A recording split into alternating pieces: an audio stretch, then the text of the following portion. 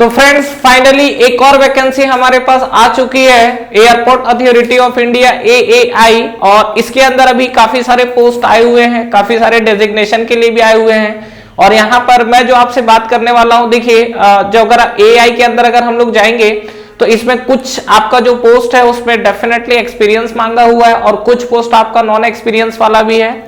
और जो non experience post है उसमें अच्छी खासी वैकेंसी है कंपेयर टू जो आपका एक्सपीरियंस पोस्ट है। तो यहां पर देखिए अलग अलग जो पोस्ट है नॉन एक्सपीरियंस में भी, वहां पर मैं आपसे इस वीडियो में फिलहाल जो बात कर रहा हूं that is the ATC air traffic control.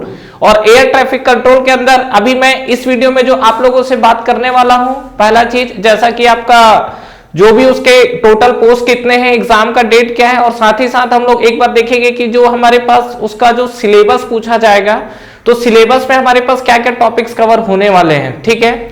और इसके अलावा देखते हैं हम लोग कि इस चीजों को और कैसे वेल प्रिपेयर्ड किया जा सकता है। तो फिलहाल मैं इस वीडियो में आपको जस्ट एक बेसिक इंफॉर्मेशन शेयर कर रहा हूं आप लोगों से। तो पहला चीज अगर मैं बात करूं तो देखिए क्वालिफिकेशंस की, क्वालिफिकेशन एक कंफ्यूज काफी स्टूडेंट हो रहे हैं, एकदम क्लियर कट मेंशन है, कोई कंफ्यूजन वाला इसमें बात ही नहीं है। आपका क्वालिफिकेशन सबसे पहला चीज ग्रेजुएशन, और नो डाउट दोनों ग्रेजुएशन ही है।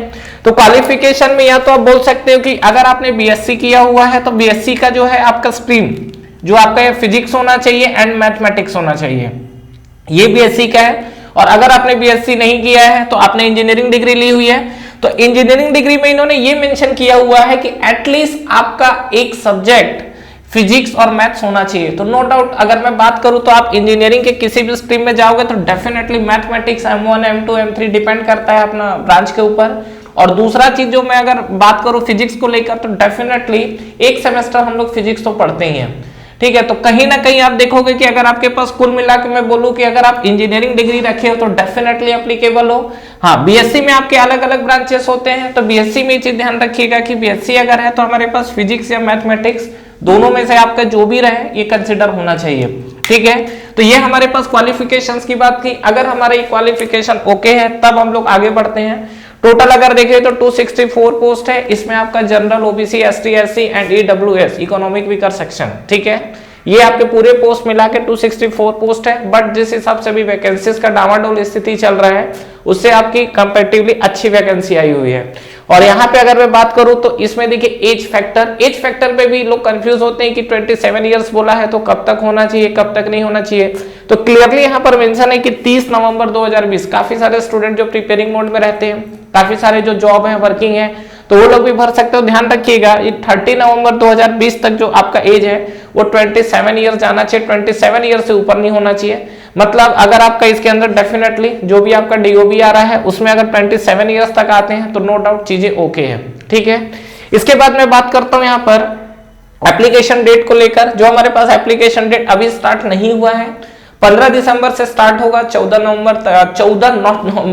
जनवरी तक आप इसको फिल कर सकते हैं। और यहाँ पे जो आपका टेस्ट सीरीज की अगर मैं बात करूं तो एग्जाम पैटर्न देखिए उसके अकॉर्डिंग आपको टेस्ट सीरीज भी मिल जाएगा।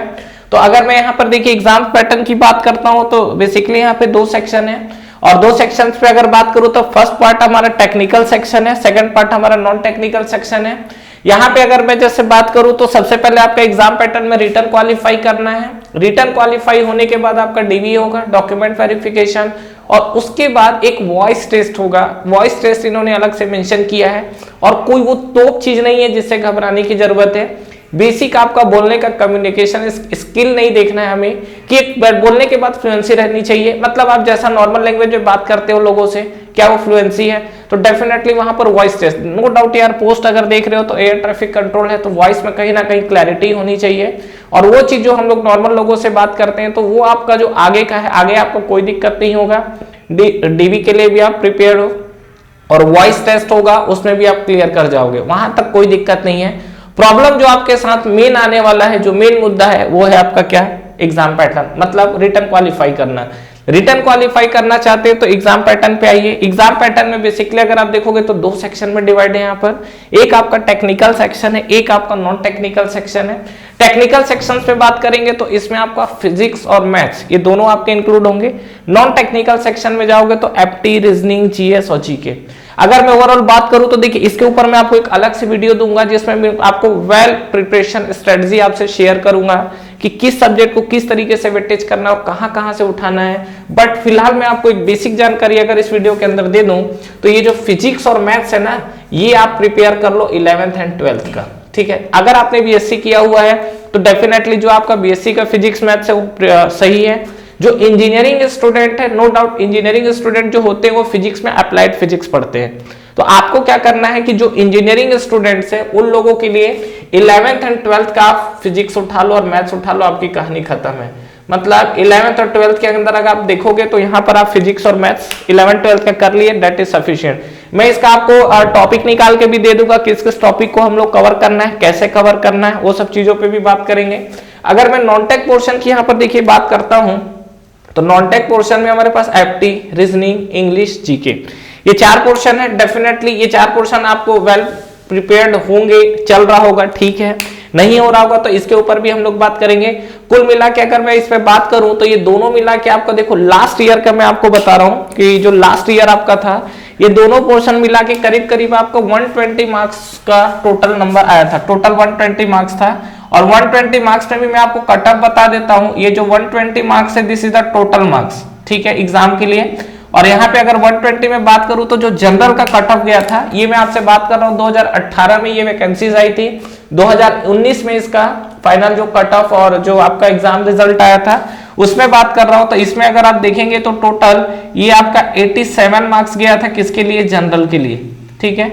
और भी अलग अलग है, वो अगर आप कट ऑफ का बोलेंगे तो मैं आपसे शेयर कर दूंगा, लेकिन पता नहीं क्यों इतना आप लोग कट ऑफ है, डेफिनेटली टारगेट करके चलिए। लेकिन कट ऑफ जो हमारा 87 मार्क्स गया था और लास्ट ईयर जो पेपर हुआ था उस पर इवन नेगेटिव मार्किंग भी नहीं थी, ठीक है। तो 120 में 87 विदाउट नेगेटिव मार्किंग कोई मतलब हाई कट ऑफ नहीं था।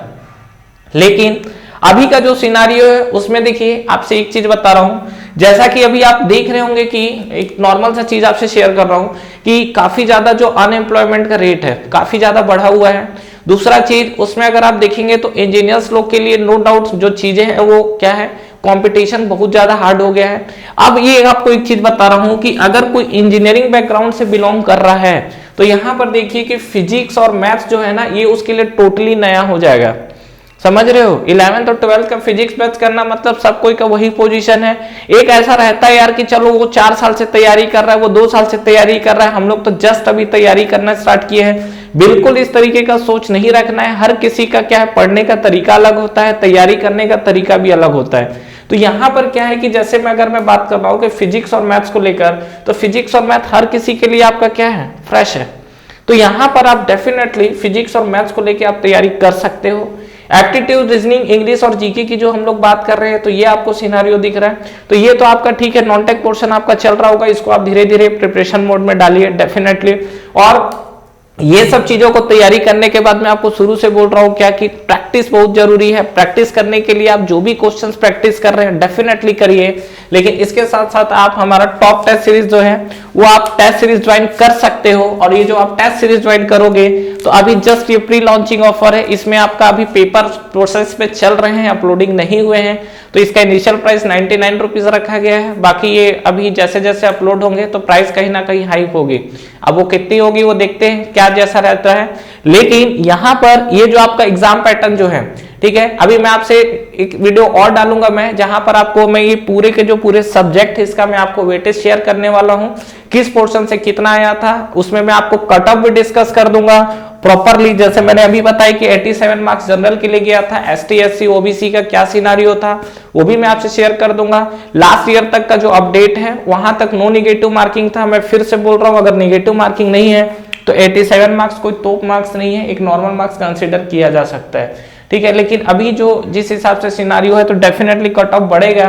कट ऑफ बढ़ के कितना जाएगा अगेन बोलना पॉसिबल तो नहीं है उतना चीज, बट फिर भी इससे थोड़ा सा प्लस जाने के चांसेस हैं। और जो फिजिक्स और मैथ्स को लेकर मैं बात कर रहा था, ये फिजिक्स और मैथ्स एक चीज ध्यान रखिएगा सभी के लिए नया है।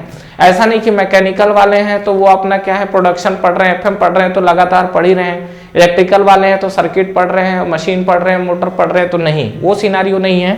आपको यहाँ पर क्या है बिल्कुल फ्रेश सब्जेक्ट मिला हुआ है।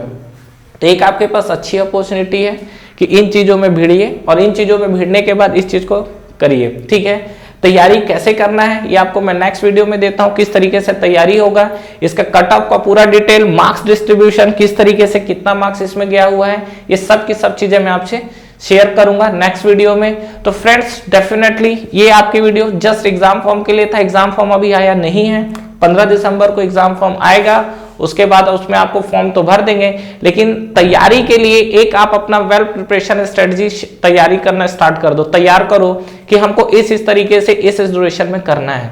ठीक है, ये आपका बहुत इंपॉर्टेंट मैटर है। एक बेटर प्लान करिए, उस प्लान के अकॉर्डिंग इन चीजों को फॉलो करिए। तो ठीक है फ्रेंड्स, मिलते हैं बाकी हम लोग नए वीडियो में। Thank you.